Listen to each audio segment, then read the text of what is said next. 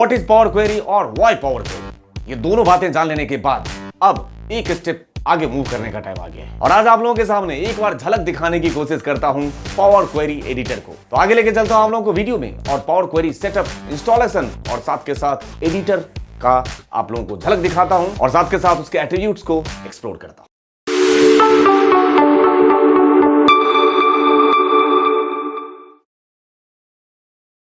तो आप लोगों के सामने पावर क्वेरी एडिटर का झलक दिखाने से पहले बात किसकी, इसके इंस्टॉलेशन की। क्योंकि अगर मेरे पास माइक्रोसॉफ्ट ऑफिस 2010 वर्जन है या 2013 वर्जन है तो उसमें पावर क्वेरी एक्टिवेट करने का ऑप्शन अलग है, या उससे अलग मेरे पास ऑफिस 2016, 2019 ये वर्जन है तो उसमें ऑलरेडी पावर क्वेरी एक्टिवेटेड होता है।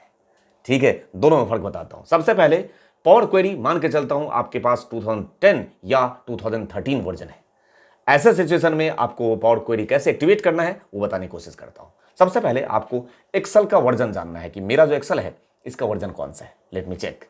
फाइल में चले जाएं और यहां पे आप अकाउंट पे चले जाइए। इस अकाउंट पे जाने के बाद आपको पता चलेगा, जैसे मेरा ये 2019 वर्जन है और अबाउट एक्सेल पे क्लिक करें, ये रहा। इस पे जाएंगे तो आपको मेरा जो अभी करंट वर्जन है एक्सेल का वो और उसके साथ साथ कितने बिट का है, 32 बिट का है या 64 बिट है, इसमें एप्लीकेशन इंस्टॉल वो मुझे पता चल जाएगा। इससे बेनिफिट क्या होगा? इससे बेनिफिट ये होगा कि पावर क्वेरी का मुझे 32 बिट वर्जन डाउनलोड करना है या 64 बिट वाला डाउनलोड करना है, ये इससे पता चल जाएगा। ठीक है, तो आपको चेक कर लेना है। अगर आपके पास ऑफिस 2010 या 13 है तो एक बार आपने यहां से पहले 32 बिट या 64 बिट है वो आपने चेक कर लिया। उसके बाद हम ब्राउजर खोल लेंगे और यहां पे टाइप कर देंगे पावर क्वेरी प्लगइन डाल दीजिए, तब भी आपको माइक्रोसॉफ्ट के वेबसाइट पे लेके चला जाएगा। देख लीजिए, डाउनलोड माइक्रोसॉफ्ट पावर क्वेरी और एक्सेल।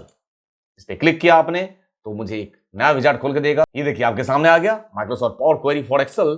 और यहां से जैसे इसको डाउनलोड करने की कोशिश करेंगे ये हमसे पूछेगा 32 बिट या 64 बिट। ये देखिए यहां पे आ रहा है 32 बिट या 64 बिट। अब आपको जो चाहिए, जो अभी आपने चेक किया था, जैसे आपका 32 बिट था तो इसको सेलेक्ट और यहां से नेक्स्ट करके डाउनलोड। ठीक है, जैसे आप नेक्स्ट करेंगे आपके सामने वो डाउनलोड विजार्ड आपके सामने आ जाएगा और ये रहा डाउनलोड स्टार्ट।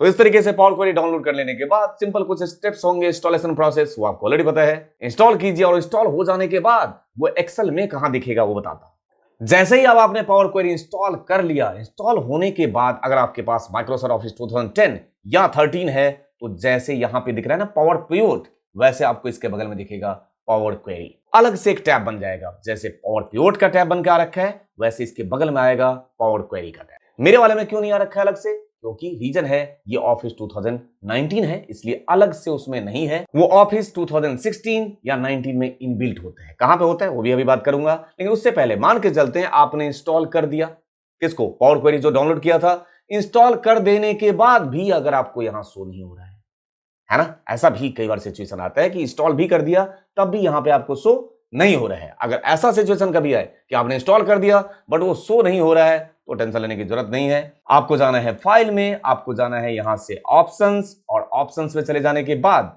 आपको जाना है यहां पे एडिन्स। वो एडिन्स ही तो था, इस पे चले जाइए और इस पे जाने के बाद ये सबसे नीचे मैनेज एक्सेल एडिन्स की जगह पे आप ले लीजिए कॉम एडिन्स। यहां पे कर दिया गो। यहां पे आपको दिखेगा क्या, Microsoft power query for Excel. वो अनचेक हो रखा होगा, उसको क्या कर देना है, बस चेक करके ओके कर देना है। यहां पे मेरे वाले में एडिन्स इसलिए नहीं दिख रहा है क्योंकि मैंने एडिन्स को इंस्टॉल नहीं किया, मेरे में तो बाय डिफॉल्ट है ना। वो बाय डिफॉल्ट कहां है वो भी देखिए। अब मेरे पास ये एक्सेल का 2019 वर्जन है, यहां पे डेटा टैब में बाय डिफॉल्ट होगा। ये मैंने लास्ट वीडियो में आप लोगों को बताया था कि डेटा टैब में अब पावर क्वेरी का एक तरीके से नाम रीनेम हो चुका है, नाम चेंज हो गया है, जिसका नाम है गेट एंड ट्रांसफॉर्म। ये गेट एंड ट्रांसफॉर्म डेटा ये पावर क्वेरी ही है। अब बोलोगे सर इसमें और मेरे वाले पावर क्वेरी में फिर तो फर्क होगा, उसके स्टेप्स अलग होंगे। बिल्कुल नहीं होंगे। ठीक है, कुछ माइनर डिफरेंसेस हो सकते हैं स्टेप्स में, लेकिन एक ही जैसा चलेगा। आपको जैसे मैं इसके थ्रू करके दिखाऊंगा वैसे ही आप स्टेप्स फॉलो करेंगे। 2010 या 13 में बिल्कुल कोई डिफर नहीं करेगा, एक जैसे ही चलेगा। ठीक है, तो कर लेंगे। जिनके पास जो वर्जन है आप लोग यूज किया करना। आगे मैं चूंकि 2019 पे कराऊंगा तो इसलिए आप कंफ्यूज नहीं होना। आपके पास 2013 वर्जन है तो उसकी वजह से आपको 2019 में स्विच करने की जरूरत नहीं है। ठीक है, आप उसमें यूज करेंगे ऐसे ही। जैसे यहां पे गेट डेटा लिख के आ रहा है वहां पे इंपोर्ट होगा, कुछ अलग नाम होगा। ठीक है, तो एक जैसा ही होगा, आपको वो स्टेप्स पता चल जाएंगे। अब बात ETL एक्सट्रैक्ट, ट्रांसफॉर्म और लोड की, जो हम ऑलरेडी लास्ट वीडियो में ऑलरेडी बहुत डिटेल में डिस्कस कर चुके हैं, उसी को प्रोसीड करते हुए मैं थोड़े से इसके आज क्या करूंगा, मैं आपको ये ऑप्शंस को एक्सप्लोर कर रहा हूं कि क्या क्या आपके सामने इसमें ऑप्शन है, और आपको देख के उसके इंटरफेस को देख के लगेगा हो ये तो एक्सेल से बहुत ही आसान काम करेगा मेरे लिए, बहुत रास्ता आसान कर देगा मेरा। अलग अलग सोर्स से डेटा सेट मेरे पास है और मुझे काम तो करना है एक्सेल में, रिपोर्टिंग तो यहां करना है, तो मैं क्या करूंगा, पहले उन सोर्स से डेटा के बीच में यहां और वहां के बीच में कनेक्शन एस्टैब्लिश करते हुए उस डेटा को पहले क्या करने की कोशिश करूंगा, इंपोर्ट। जब इंपोर्ट कर लूंगा उसके बाद ही तो ट्रांसफॉर्म की बात आएगी। तो पहले इंपोर्ट करने के लिए मेरे पास वेरियस सोर्स से डेटा को इंपोर्ट करने के लिए हम क्या उठाएंगे, गेट डेटा। कहां पे आपका डेटा रखा हुआ है, किसी फाइल में रखा हुआ है, किसी वर्कबुक में रखा हुआ है, कोई CSV फाइल है, कहीं एक्सएमएल फाइल है, जेसॉन का फाइल है, या किसी पर्टिकुलर फोल्डर में कुछ फाइल्स रखे हैं, उसको सीधा उठाना है फ्रॉम फोल्डर। ये जैसे जैसे हम कोर्स में आगे बढ़ेंगे आपको सारे चीज स्टेप बाय स्टेप एक एक चीज बताता चलूंगा। उसके बाद आपके सामने बहुत सारे डेटाबेस हैं जिससे आप कनेक्शन एस्टैब्लिश करके डेटा सोर्स को यहां पे कनेक्ट कर सकते हो और उसके बेस पे रिपोर्टिंग कर सकते हो। उसके अलावा कुछ ऑनलाइन सर्विसेज आपके पास हैं, शेयर पॉइंट है, वहां से डेटा को इंपोर्ट करेंगे। और अदर सोर्सेस में मेरे पास अगर मैं चाहता हूं डायरेक्टली, मेरे पास कहीं टेबल है, कोई रेंज रखा हुआ है, जैसे मैं भी करके दिखाऊंगा, तो मैं वहां से उठा लूंगा from web, from Microsoft query. ये बहुत इंपॉर्टेंट, ठीक है, माइक्रोसॉफ्ट क्वेरी से डेटा सीधे इंपोर्ट कराऊंगा, चाहे वो एक्सेस का है उसके थ्रू या कोई सिक्वल का फाइल है, कोई भी डेटा सेट होगा आप इस तरीके से कर सकते हैं। साथ के साथ कोई पहले से मेरे पास क्वेरी लिखा हुआ है, उसको अपेंड करना है, उसको मर्ज करना है, यहां से कंबाइन क्वेरीज, मर्ज और अपेंड, ये एक एक ऑप्शंस आप लोगों को मैं सारे ऑप्शंस यूज कर करके दिखाऊंगा। इसलिए ये माइक्रोसॉफ्ट पावर क्वेरी के कुछ टिप्स और ट्रिक्स के वीडियो नहीं बनाता हूं मैं, और बनाने के पक्ष में हूं। ये माइक्रोसॉफ्ट पावर क्वेरी का complete course step by step कराऊंगा, जैसे मैं प्रॉपर क्लास में कराता हूं। उसके अलावा सबसे इंपॉर्टेंट, अब आप लोगों का दर्शन कराता हूं पावर क्वेरी एडिटर से। ठीक, वो एडिटर पे जाने का दो रास्ता है। पहले मैं आपको एक ब्लैंक क्वेरी को यूज करते हुए आपको एडिटर का इंटरफेस बस दिखाता हूं, और उसके अलावा छोटे से डेटा के बेस पे भी मैं आप लोगों को कहां पे लेके जाऊंगा, उस पावर क्वेरी एडिटर पे लेके जाऊंगा। तो पहले बिल्कुल ब्लैंक क्वेरी की बात करते हैं। ये रहा ना फ्रॉम अदर सोर्सेस, यहां पे जाइए, नीचे आ जाइए, सबसे नीचे क्या लिखा है देखिए तो जरा, ब्लैंक क्वेरी। इसका मतलब हुआ we want to write a query from scratch, बिल्कुल जीरो से क्वेरी लिखना स्टार्ट करना चाहते। मैंने प्रेस किया इस ब्लैंक क्वेरी, अब आपके सामने हाजिर होगा पावर क्वेरी विजार्ड। ये रहा आपके सामने पावर क्वेरी विजार्ड। आपको एक अलग इंटरफेस दिख रहा होगा, देख लीजिए, ये एक अलग इंटरफेस, मतलब एक एक्सेल का अलग वर्जन, जिसके अपने टैब की कहानियां, जैसे कि इसमें भी फाइल टैब जैसे एक्सेल में होता है, क्लोज एंड लोड टू कहां, ये सारे चीज, ठीक है, नहीं पसंद है डिस्कार्ड कर देंगे। उसके अलावा फाइल के बाद दूसरा टैब, होम टैब, जैसे हमारे एक्सेल में है होम टैब। इस होम टैब में हमारे पास बहुत सारे प्रॉपर्टीज हैं, बहुत सारे ऑप्शंस हैं। आपको कुछ अगर यहां पे आपको ब्रीफ करूं थोड़ा समय, तो आपको लग रहा होगा कि यहां पे ये वाला जो एरिया है, यहां पे कोई डेटा मैं रखूंगा, यहां पे इस ब्लैंक जगह पे कहीं से डेटा इंपोर्ट करके मैं रखूंगा, और इंपोर्ट हो जाने के बाद इस पावर क्वेरी एडिटर को यूज करते हुए उसका ट्रांसफॉर्मेशन करूंगा। जैसे कि ट्रांसफॉर्मेशन में मेरे पास मान के चलते हैं कोई कॉलम है, एक्स्ट्रा कॉलम लग रहा है, उसको रिमूव करना है, कुछ रो को रखना है, कुछ रो को हटाना है, कीप रो, रिमूव रो, ये सारे एक एक करके। अगर मेरे पास कॉलम है तो कॉलम में भी स्प्लिट कॉलम चलता है, उस कॉलम को स्प्लिट करना है। ये रहा मेरे पास ऑप्शन स्प्लिट कॉलम। जैसे किसी ने अगर थोड़ा बहुत स्कूल पढ़ा होगा तो उसमें चलता है ग्रुप बाय, ऑर्डर बाय, यहां पे भी होता है ग्रुप बाय, ऑर्डर बाय। ये सारे के सारे जो ऑप्शंस आपको दिख रहा होगा, कंबाइन, ये रहा, क्वेरी को मर्ज करना है, अपेंड करना है क्वेरी को, और कुछ मल्टीपल फाइल्स होगा मेरे पास, उसको कंबाइन करना है, कोई दिक्कत नहीं। तो ये सारे आपका किससे रिलेटेड है, ये होम टैब का ऑप्शन है। उसके अलावा दूसरा टैब है आपके पास ट्रांसफॉर्म, ये रहा, ट्रांसफॉर्मेशन से रिलेटेड जितना भी काम हम लोग सीखेंगे वो ये देख लीजिए। आपको एक नया एक्सेल नहीं दिख रहा है कि एक नया कोर्स फिर से स्टार्ट करने जा रहे हैं, अलग कुछ, लेकिन ये बहुत ही इफेक्टिव है, क्योंकि यहां पे आपके पास सारा काम करने के लिए आपके पास विजार्ड भी है, प्लस फॉर्मूला भी लिखेंगे। मतलब मेरे पास फॉर्मूला बार भी यहां पे दिया गया है, वो भी लिखना सिखाऊंगा। साथ के साथ इन विजार्ड को यूज, विजार्ड में तो नेक्स्ट नेक्स्ट नेक्स्ट फिनिश अपने आप करेगा ये, जैसे हम लोग एक्सेल में टेक्स्ट टू कॉलम करते थे, वही कहानी यहां पे।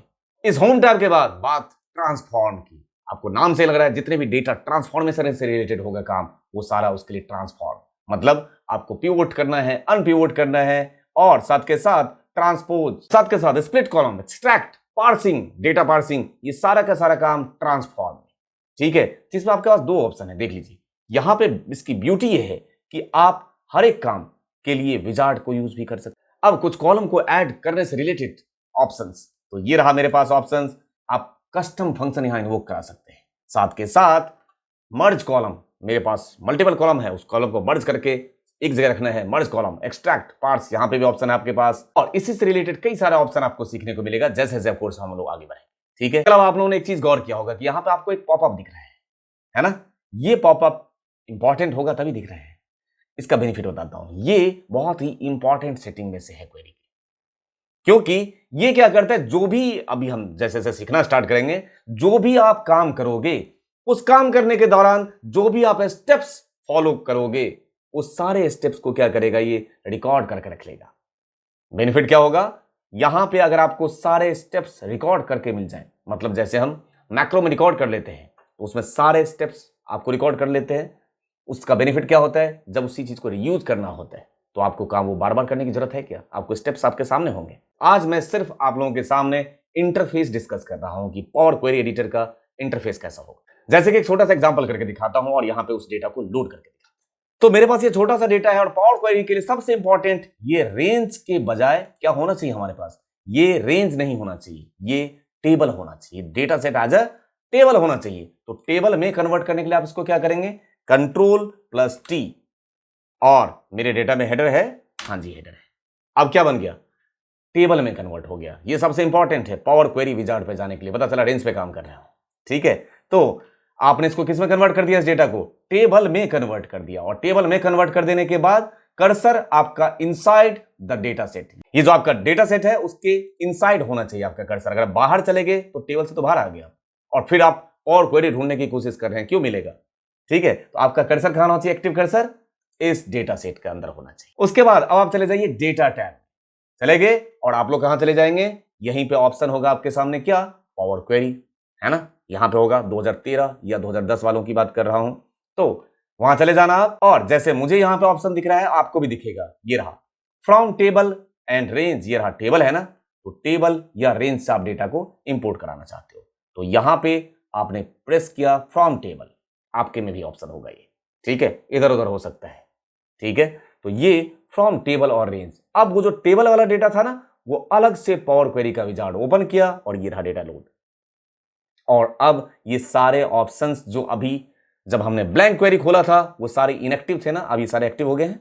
अब आपको जो भी काम करना है, जो हम नेक्स्ट वीडियो में काम करेंगे, वो यहां पे आपके सामने हाजिर है। जो भी डेटा से रिलेटेड आपको ट्रांसफॉर्मेशन करना है, वो सारे काम आप यहां सीखेंगे।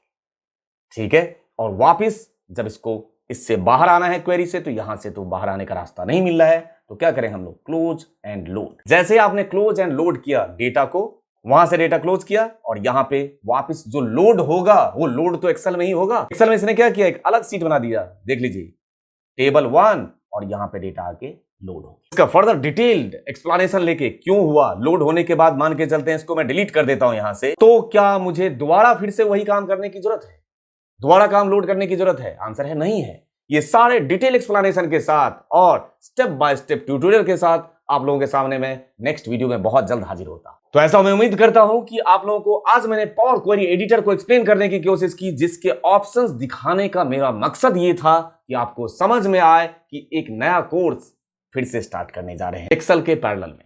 तो इस नए कोर्स में आप सभी लोगों का स्वागत है, और मैं उम्मीद करता हूं कि आपका इंटरेस्ट क्रिएट होगा, और जैसे जैसे आप इसकी ब्यूटी को समझते जाएंगे आपका 100% इंटरेस्ट क्रिएट होगा, ऐसा मैं उम्मीद करता हूं। इसी उम्मीद के साथ कि आपके लाइफ में ये पावर क्वेरी और पावर पिवोट 100% वैल्यू ऐड करेगा। अब आपसे मिलता हूं नेक्स्ट वीडियो में बहुत जल्द किसी न किसी बेहतरीन कंटेंट के साथ, सिर्फ और सिर्फ आप और जो लोग आपसे जुड़े हुए हैं, जो आपके अपने हैं, उनके बेहतर कल के लिए। Thank you for your love and support to innocent channel. Thank you दिल से।